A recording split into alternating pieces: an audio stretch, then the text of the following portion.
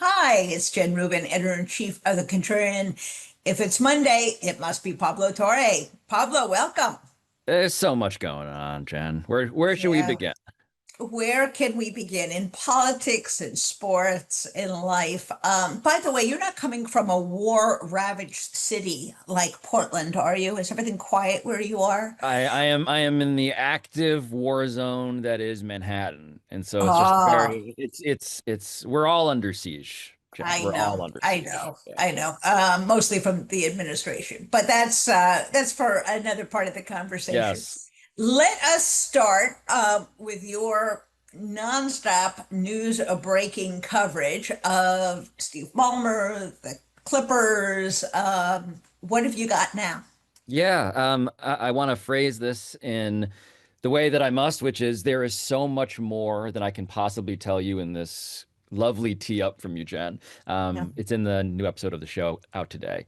But the real thing I want to just mention is Steve Ballmer, this entire time, has been claiming he has been victimized, defrauded, humiliated by a gentleman named Joe Sandberg, the co-founder of Aspiration, who has pled guilty to wire fraud. And that is his position. And I take that at face value, of course, because I believe that that is possible. Again, it is possible to be defrauded, victimized, humiliated by a man you were in partnership with to deceive the NBA to circumvent the salary cap. That's mostly been my theory from jump. The thing that this episode shows, though, is that upon examination of Steve Ballmer's charitable donations, we found that this is 11 months after Bloomberg had reported that the federal government was investigating Aspiration and had the Clippers in the headline of the piece. A year and a half after the Clippers say they had ended their deal with Aspiration because they could not make the payments. The month after, one of Aspiration's board members, Ibrahim Al Husseini, was arrested and eventually pled guilty to wire fraud. In other words, many months after Steve Ballmer learned that he was seemingly on the road or already had been victimized, defrauded, and humiliated, he invested $1.875 million into a charity that was founded and was presided over as the chairman of the board by Joe Sandberg. This was in November 2024 was the initiation of the deal. It was announced in December 2024. It is $1.875 million. It does not make sense, according to the reporting and the sources we spoke to, that he would willingly give yet another seven-figure sum to the man he had already learned by this point was in fact defrauding, victimizing, humiliating him. And so that is where I'd probably like to start. And what- Tell us about this charity. Is it a real thing? Is it operating? Is it doing what charities are supposed to do? Yeah, it's a small charity based in LA in which they are there. It's called the Golden State Opportunity Foundation. And their whole premise, they're a very small organization, is to help get tax preparation help to low income families, which is a great cause in order to claim these tax credits that Gavin Newsom has provided. That was the whole premise of it. The thing I want to claim and substantiate here is that we went to comment for, of course, the charity from the Clippers. And they actually pointed out, hold on, hold on, hold on, you have this wrong. We actually gave four payments to Joe Sandberg's charity.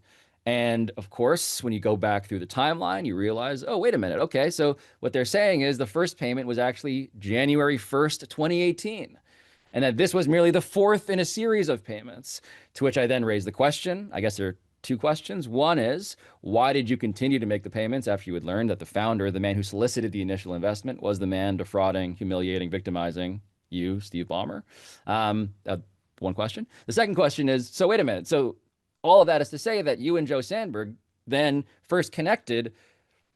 I mean, if it started in January of 2018, January 1st, you must have known each other in 2017. And so, therefore, this whole story of like, when did you guys meet each other? Were they a scammer that came out of the sky that you just sort of like fell in with?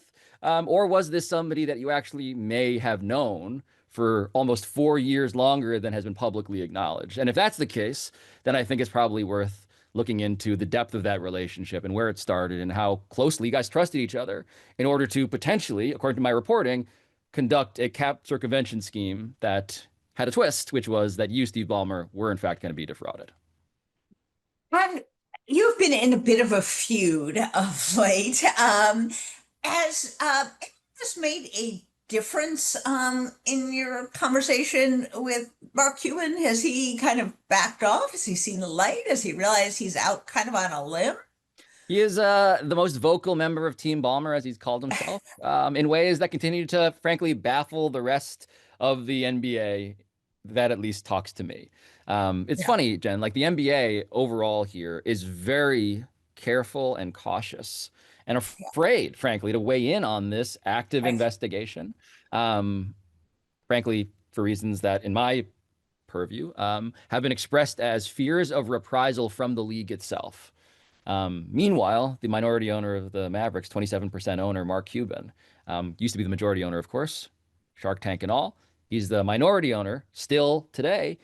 He's out here arguing. And again, I take him at his word on this level. He sees it as a true crime podcast.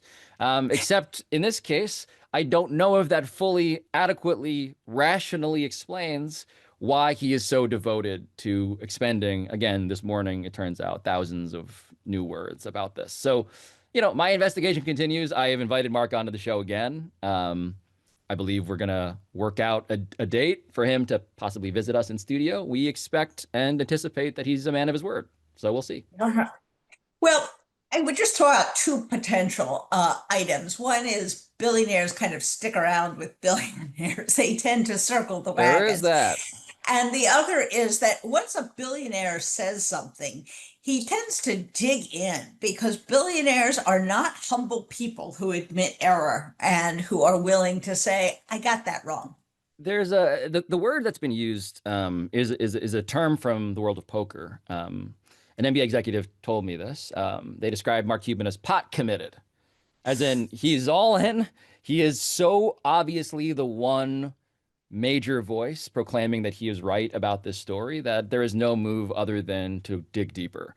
And Right. in that way, part of what the framing of his argument has been from the start, and it came up today again in the tweets that I've been receiving, is this strain of you should talk to some real business people. You're missing the real story. I am a business person. I am a billionaire, and only people like me can understand what really happened here. And you should learn what it's like. You should talk to the experts that I consider the real experts and not whoever it is that you're talking to. And that's Right. just funny for the reason, number one, of again, I just can't stress this enough how so much of my reporting throughout my career has brought me into contact with other billionaire owners. Right. Every billionaire thinks they're the only one somehow, except when it's time to defend the others, in which case they're a fraternity that closes ranks. I've talked to many such fabulously accomplished people, and I've interviewed, of course, financial experts for this story that are not quoted, but are part of my reporting process. That's just the one thing. The second thing, though, is just merely the appearance that you mentioned of like billionaires like to pretend like what they are doing is so beyond the understanding of the average Yes. Joe. And a lot of why I love this story is because it reveals that once you cut through the layers of complexity, the terminology of finance, you get to something pretty essential and obvious and simple and stupid about human nature. And so the same reason that Mark Cuban is dug in this argument, you could argue, is illustrative of maybe some of the mistakes that I've alleged in my reporting that Steve Ballmer himself seems to have committed. Arrogance will get you every time. Do you have a sense where and how far along the NBA is in its investigation? It seems that they probably are just waiting for your next podcast. But do you have a sense that they are well into the process? Are they talking to any of the people you've been talking to? I've tried to stay abreast of this. My sense is that the investigation is underway. They've reached out to some people, others not quite yet, and I am very curious. I will be very blunt about this. A lot of the people that I talk to around the league do not anticipate this investigation to be a real quote unquote investigation. Really? There is just a concern from that sort of fear of reprisal point of view that the only incentive that the league really has is to shrink the PR damage from this. They don't want to lose the richest owner in the NBA, the richest owner in American sports. They would like to keep him and to shrink the embarrassment. Now, what's happening and why your joke there about like, are they just waiting for the next episode of my podcast? The reason there is some truth to that is that what I am doing in reporting the story as best I can over time is to Yes. make clear as I can, what I think is happening here. And the question is always from a PR perspective, Jen, and this is where it becomes this strangely democratic concept, is what are your consumers, the fans, the average Joes, what are they going to think? How are they going to Right. vote? Will it be with their feet, with their wallets, with their protests, with their outrage? And I just think that one of the things that I've been blown away by in ways that I just have to be very, I think, clear-eyed and self-aware about is that this story has been insanely popular in ways that I think certainly shocked me, and I imagine maybe have been shocking to the NBA. And I just think they're probably also grappling with that unfolding premise. I have thought, and we discussed this early on in your reporting, that the other owners would be kind of a check on the NBA, that they don't want Balmer to get away with this. Do you have confidence that that's the case, or would they kind of go along with a minimize the damage strategy just because they're afraid, hey, a scandal may come my way and I want the NBA to kind of have my back? So I've spoken to four owners anonymously who all say it is very clear what's happened here. This is a cardinal rule being broken. This is beyond the pale. This is a felony on the scale of misdemeanor to double homicide that could be characterized as cap circumvention. So there's that. It is interesting, though, to link this to the Mark Cuban conversation. If nothing else, what Mark Cuban is sort of conveying publicly as an emissary, an avatar for the owner, Right. is that they think this is a nothing burger. That is sort of the impression that is, however deliberately, being impressed upon, I think, the public that does not speak to the other billionaire owners. So Yes. that's part of the tension. But lastly, on like what's going to happen here, I think you're right. I think the question is, do you balance? How do you balance your concern that this is somebody getting away with something unprecedented with the fear, and this is now something familiar to anybody who works in the law, with the fear that increased oversight and scrutiny may catch you doing something that you prefer wasn't caught. And that might be a Exactly. misdemeanor. It might be the jaywalking equivalent. But do you really want to invite that for some sense Right. of justice? That justice as a concept is something that we are actively, I think, taking the experiment, taking the temperature on in this experimental way for Adam Silver.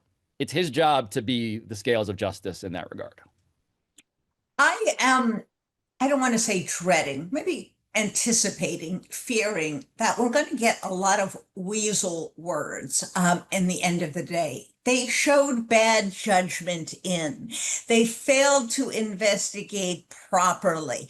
In other words, in the criminal law, we talk about mens rea, evil intent, that they will be very hesitant to go there, even if they find that the actions themselves were blatant cap manipulation and defiance. Am I wrong to have that sinking suspicion? I think what people who are fluent in the language of these outside investigations, outside meaning, of course, that it's a law firm, and Wachtell's a very prestigious law firm, Yes. um, hired by the NBA to investigate the NBA. And so there's just that premise that you can't really get around, right? And so what are the ways to minimize? You're right. Those weasel words, lack of oversight, meaning we should have known but didn't, which is very different from, of course, mens rea, the bad intent, right? That you Yes. had in orchestrating the scheme, which is more along the lines of what my reporting has proven. I Right. certainly think that that is something that they would happily, if they were to shrink this story,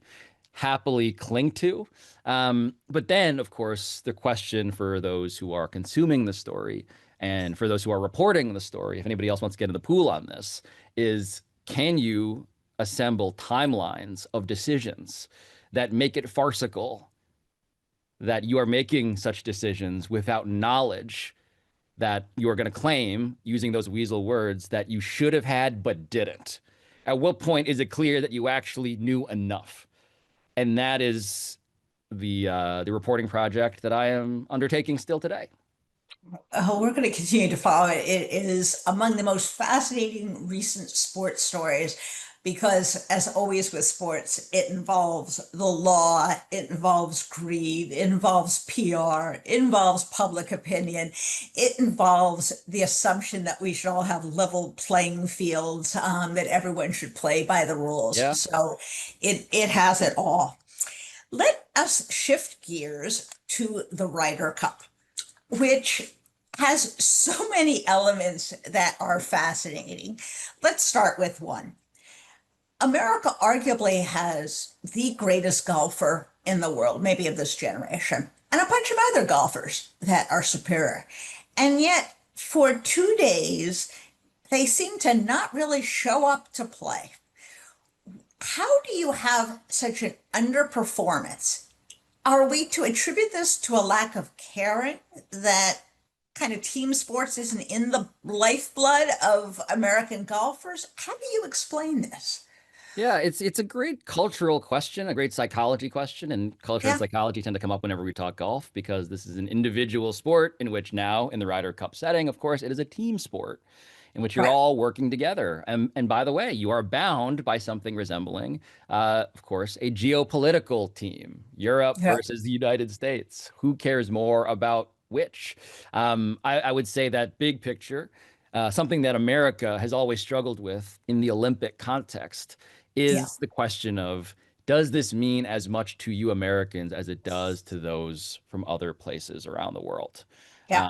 I think American arrogance as a through line in some of the questions that I presume you might want to discuss with the Ryder Cup at Bethpage Black on Long Island, that without being such a psychotherapist about it, it does seem not disconnected that Yes. you might be so entitled to how this in your mind is going to go that you actually maybe underrate what you should be doing and how hard you need to worry about it.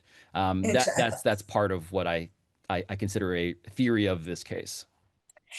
It is also quite possible that the Europeans treated it like a team sport. They Yes. thought deeply about who was paired by who. They thought deeply about the order of the players. They thought deeply not just about putting like two of the best people together, but who would complement who. And that didn't really seem to hold entirely on the American side. Yeah. Look, I something that I found exemplary of this sort of thing, right? I just liked watching Rory McIlroy during all of this. Yeah, Um, and Rory, look, we've talked about Rory extensively, right? A guy who was known for choking, then he won the Masters, but he still kind of struggled to win it. A guy who can be in his own head. A guy who, in this case, him and his wife alleged and seemingly, according to the video evidence, were, targeted by the fans, throwing stuff, throwing beer, certainly chants and comments that seem, and I'm not a golf purist, but they seem like a little much. And so the question of like how you do that, and why America was frankly just leaning into it as like the theme of this, it felt pretty gross, and it felt like the yeah. Europeans were just like there to dominate as best they could. And to the Americans' credit, it was close at the end, but Yes, they to, did. They played well on Sunday. well on Sunday. But you could also argue, man, that felt a little belated. Yeah. The And seriousness of Sunday. where they excelled was when they didn't have the teams, when they had individual match play, which I think in some ways is so telling that if it's just me on the golf course, I don't want to be embarrassed, and I can dominate this other person. So make of that what you will. But let's talk about the fan behavior. Yeah, It was cringeworthy. I mean, no one faults, some rah-rah spirit. No one faults the kind of behavior we've seen in the past, both on the American side and on the European side. After all, it's Ryder Cup. It's not like a normal, individual play where everyone has to be silent and you're not supposed to applaud when the other guy makes a bad error. But this was bad. And it was so bad, I think JT and at least one of the other Americans apologized for it. What do you make of this? And what should Ryder Cup, PGA, the American team do about it? So, big picture in sports, it's become clear that the Americans like to be rowdier and more rude. And Yeah, look, you think? and Yeah. some of that is very on the nose. Some of it also can be done well, with some consideration. The U.S. Open in tennis, we've Yep. praised the electricity of those night matches. Right. We've also, of course, warned against it going too far. I imagine that when the Ryder Cup was conceived, the resonance, the similarities to the Waste Management Open in Phoenix, which is sort of like the gold standard for just like absurdist, self-effacing, ridiculous, just sort of like fraternal behavior. Just that. I just feel like that's just what this time in America seems to be about. And it's one thing I would say, because I'm not, again, a purist. I like the energy. I like Yep. the attitude. Yeah. I like the spirit. I like it being less staid and stodgy. I do think when it gets to being cringeworthy, because you guys are acting like children as opposed to enthusiastic adults who can be, it's okay to be rude. It's not okay to be, I would say, insulting of someone's basic human dignity. Yeah. Just insulting, whatever, yelling stuff at his wife just feels like, come on, guys. Like we can all, there's almost just like a, as the Supreme Court once said about pornography, like I know it when I see it kind of thing. And we all Right. just need people to be adults about that. Otherwise, we're going to lose the privilege of being able to like be vocal and rowdy as we Americans like to be.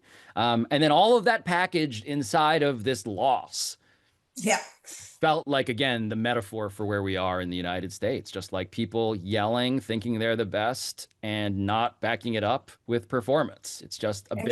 It's a bit Exactly. sad actually from that perspective. And I think there are these two things operating simultaneously. Even Keenan Bradley, the coach of the American team, said, well, we were playing so terribly that the fans couldn't root for us, so they were rooting against us. Okay, that's like one explanation. The other is that Donald Trump has debased this country to such an extent that everyone behaves like a bore. Is that really what we're going to allow? Shouldn't sports be better than that? And can we pull back from this moment? Can we say we don't want to be that? Yeah, he was there. It's not merely just like this, man, you're really forcing the Trump issue into this. He was there walking Bryson DeChambeau, I believe, to the tee. A lot of sports, I mean, not all sports fandom, but certainly we're seeing, as they say, a permission structure.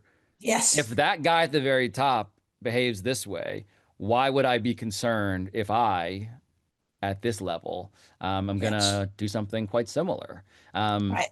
we see it, by the way, certainly like in MMA.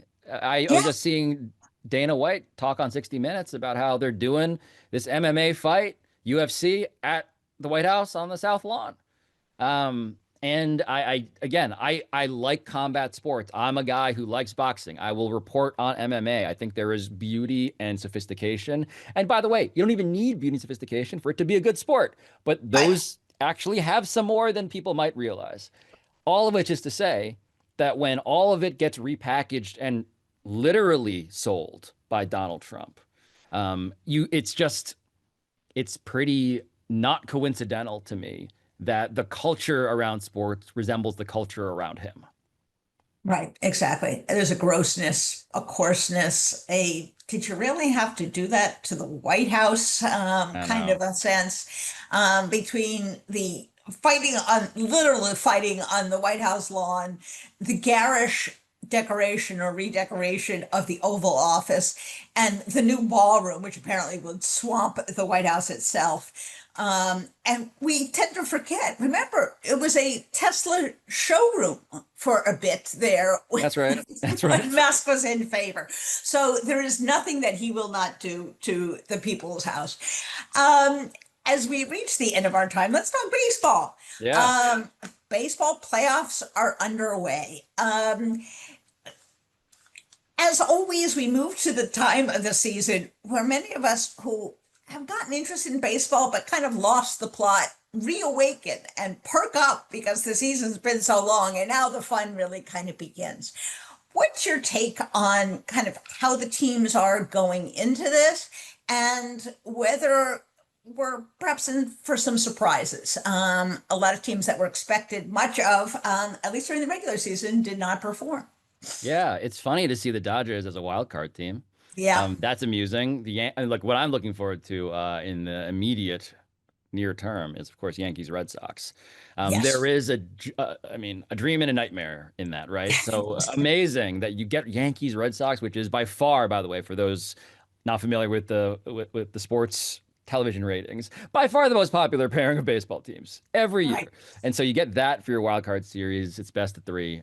They play Tuesday and Wednesday. I hope to be at one of those games. Oh, I'm great. just We'll hear your account. exactly. I will have a live report for you on Monday. Hopefully, it might be Fabulous. dramatized. It might be truly just me bragging. We'll see. But the other part, of course, is that yeah, the Dodgers are over there, and what do they do? I mean, these are to me, right? Like the Dodgers are obviously still the World Series favorite.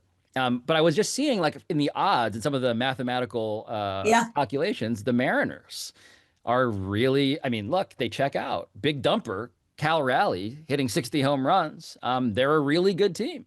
Yeah. And the only thing that I urge everybody to remember is that the baseball season, of course, is an ultra marathon, and then it becomes a sprint.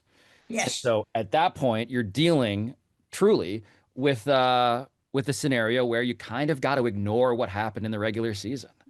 Right. And Right. so you carry your injuries. That's going to be the most essential part. But in terms of like what Absolutely. happens from here, you're on a roulette wheel, and anything can happen. Absolutely. That's the way that the playoffs have gone for the last decade or so in baseball.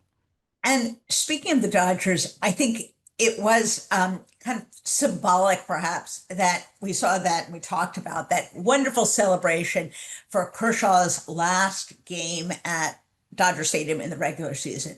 He won't be playing at all during the first Yeah, three best of three series because he already pitched.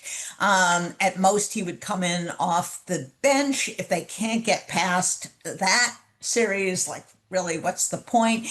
It, I think it's a little sad in a way, but it's kind of maybe indicative that the Dodgers really have not performed the way people expected them to perform. And as a true blue, that's right. bleeding Dodger blue, it pains me to say that, but they really have something to prove, I think, in the playoffs that all the hype was worth it and that they're going to show some better metal. So I think they've definitely got the challenge. So other than the Mariners, anyone you're looking to exceed expectations? I like the Tigers to upset the Guardians. I just think that there's something. Look, when it comes to how I'm picking this bracket, this whole thing has a March Madness feel, where Yes, like it does. It I absolutely does. though, which is all to say, those who watched 162 games have about as much expertise as those who have watched one. Exactly. And so I just what I mostly laugh at, Jen, is I pick yeah I'll pick the Tigers, I'll pick the Yankees, I'll pick them, whatever. You go down and by the way, on the other side of things, I like the Cubs. I like the Cubs to upset the Padres, but nonetheless, the thing that I am looking at is how similarly your lament as a Dodger fan resembles my lament as a Yankee fan. That is Well, that there you is go. my World Series pick is Yankees Dodgers, a replay of last year with all of the same baggage, all of the same complaints that Right. no one else Probably has not sympathy the for. fifth, probably not the fifth inning, though. Not That's okay. probably the part That you're not that gonna that get. that part is I would say that there is no piece of luggage large enough to characterize how much space that takes in my mind. The fifth Oh, inning of game five. Still. wow. Wow. Well, we will be here for all of it. And you got to root for the Dodgers and the Yankees just to see Pablo and I kind of go back and forth, right? You know? At the risk of alienating everybody who does not live in those cities, I fully agree. Absolutely. Pablo, keep up the phenomenal reporting. It really is making waves in the whole sports world. And thank you for joining us. I look forward to Mondays most of all. So take care. Have a great week. We'll see you next week. See you next week, John.